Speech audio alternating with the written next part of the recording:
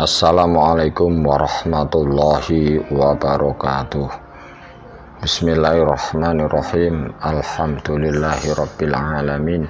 Allahumma sholli ala sayyidina Muhammad wa ala ali sayyidina Muhammad.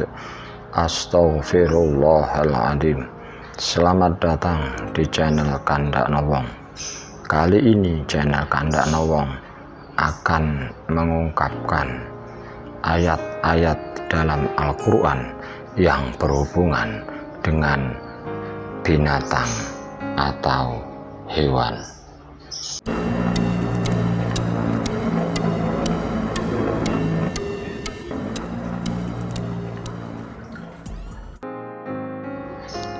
Bagian pertama adalah mengenai hewan ternak.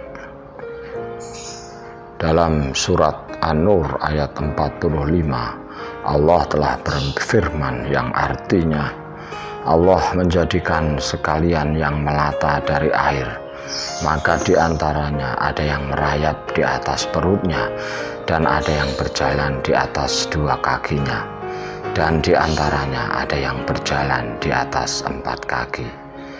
Allah menciptakan apa yang Dia kehendaki. Sungguh Allah Maha Kuasa atas segala sesuatu.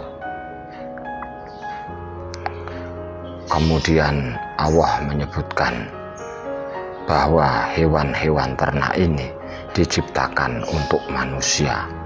Misalnya dalam surat An-Nahl ayat 5, Dia menciptakan hewan ternak untuk kamu yang padanya bulunya dapat dijadikan pakaian untuk menghangatkan badan, serta beberapa manfaat, dan sebagiannya kamu makan. Juga disebutkan dalam surat Yasin ayat 71, apakah mereka tidak melihat bahwa sesungguhnya kami telah menciptakan binatang ternak untuk mereka dari sebagian yang kami ciptakan dengan tangan-tangan kami, lalu mereka memilikannya. Kemudian diterangkan pula bahwa ada hewan ternak yang digunakan untuk angkutan. Dalam surat An-Nahl ayat 8, Allah berfirman yang artinya, Dia menciptakan kuda, bagal, dan keledai untuk kamu kendarai dan sebagai perhiasan, dan Dia menciptakan apa-apa yang tidak kamu ketahui. Dalam keterangan beberapa ahli tafsir menyatakan bagal adalah peranakan dari kuda dan keledai. Kemudian ada di surat Al-Mu'minun ayat 22 yang artinya, di atas hewan dan di atas bahtera kamu diangkut.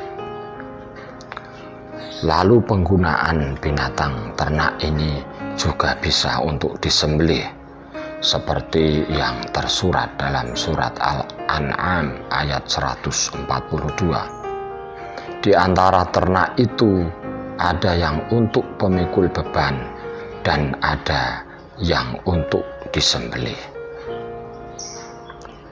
Binatang ternak juga merupakan penghasil susu, seperti yang tertulis dalam surat Al-Mu'minun ayat 21. Sungguh pada hewan-hewan ternak itu benar-benar menjadi pelajaran bagi kamu.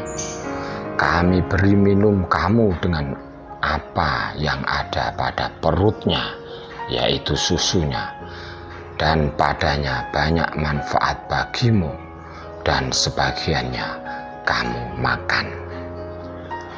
Allah juga memerintahkan untuk menggembalakan hewan. Hal ini tertuang dalam surat At-Toha ayat 54. Makanlah dan gembalakanlah hewan-hewanmu. Sungguh pada yang demikian itu terdapat tanda-tanda kekuasaan Allah bagi orang-orang yang berakal.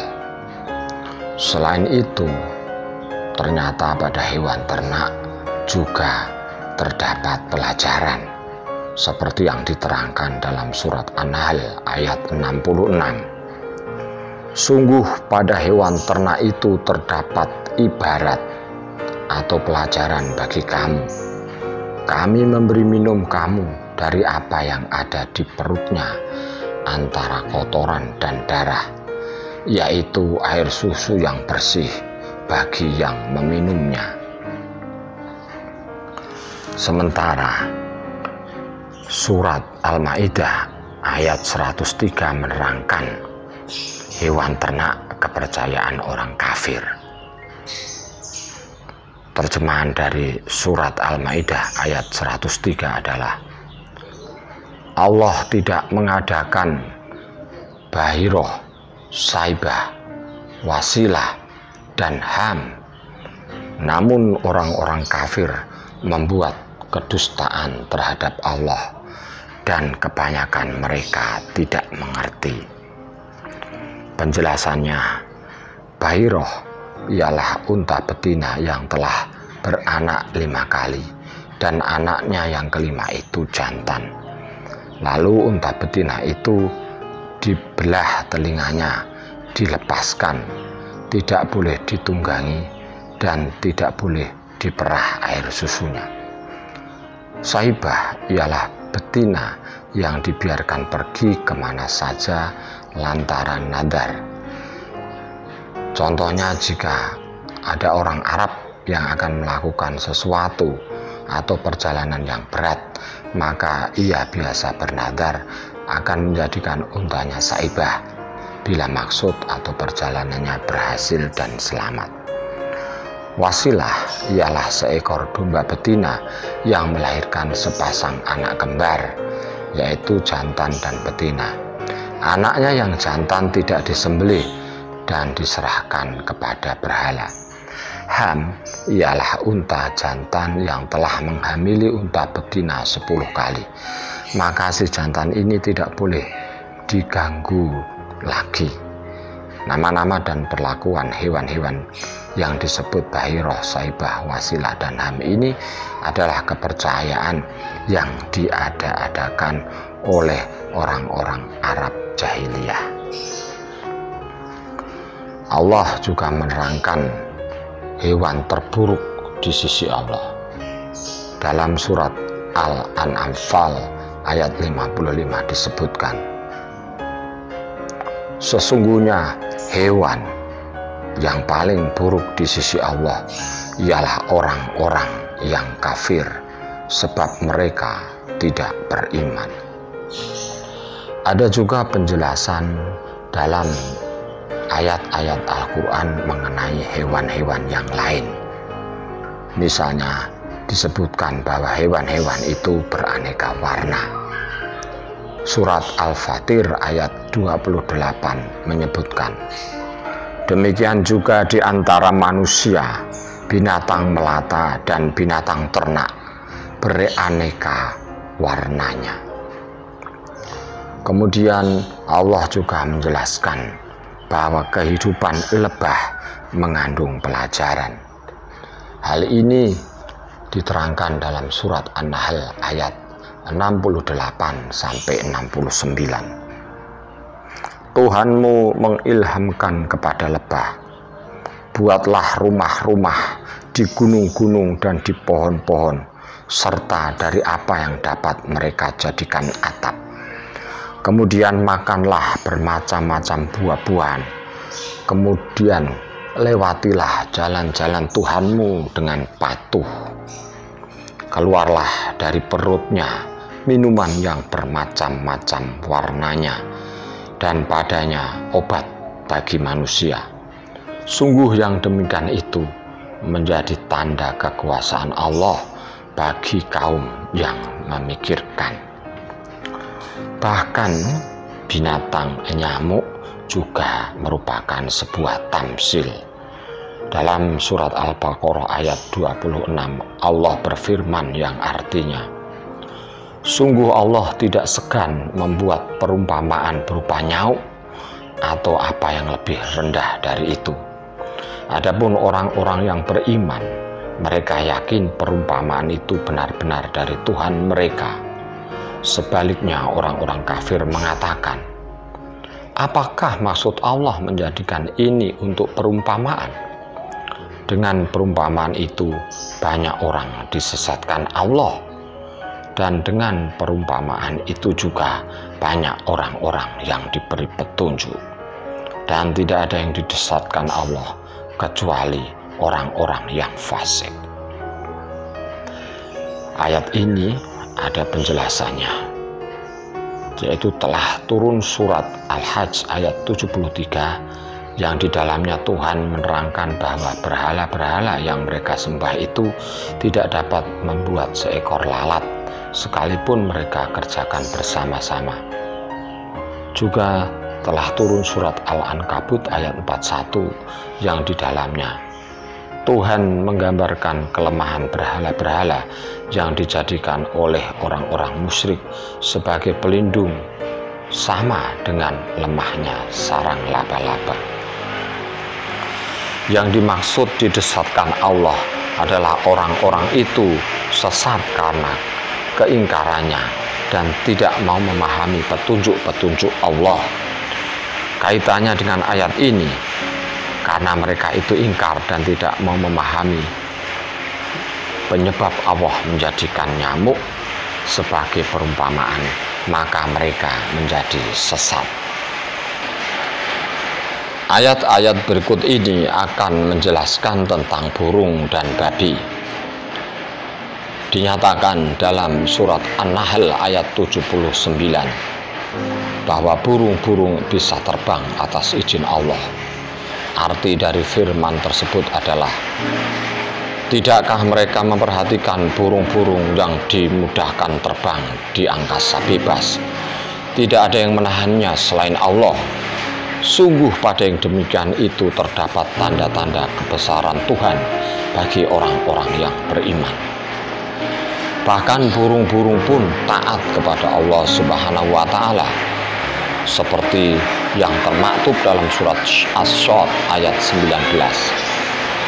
Kami tundukkan pula burung-burung dalam keadaan terkumpul, masing-masing taat kepada Allah. Surat Al-Fil ayat 1-5 menjelaskan bagaimana burung-burung menghancurkan pasukan bergajah. Apakah tidak kamu perhatikan bagaimana Tuhanmu bertindak terhadap pasukan bergajah? Bukankah Dia menjadikan tipu daya mereka itu sia-sia, dan Dia mengirimkan burung yang berbondong-bondong yang melempari mereka dengan batu dari tanah yang dibakar? Maka Dia menjadikan mereka seperti daun-daun yang dimakan ulat. Yang dimaksud dengan pasukan bergajah dalam konteks ini adalah para tentara berkendaraan gajah pimpinan Abroha, gubernur Yaman, yang akan menghancurkan Ka'bah. Sebelum memasuki kota Mekah, tentara-tentara itu diserang burung-burung yang melemparinya dengan batu-batu kecil sehingga mereka musnah. Kemudian yang terakhir, Allah menjelaskan bahwa babi itu haram dimakan kecuali terpaksa. Ini tertuang dalam surat An-Nahl ayat 115. Sesungguhnya Allah mengharamkan kepadamu bangkai, darah, daging babi dan apa-apa yang disembelih dengan menyebut nama selain Allah. Tetapi barang siapa terpaksa bukan karena keinginan dan juga tidak melampaui batas, maka sungguh Allah Maha Pengampun lagi Maha Penyayang.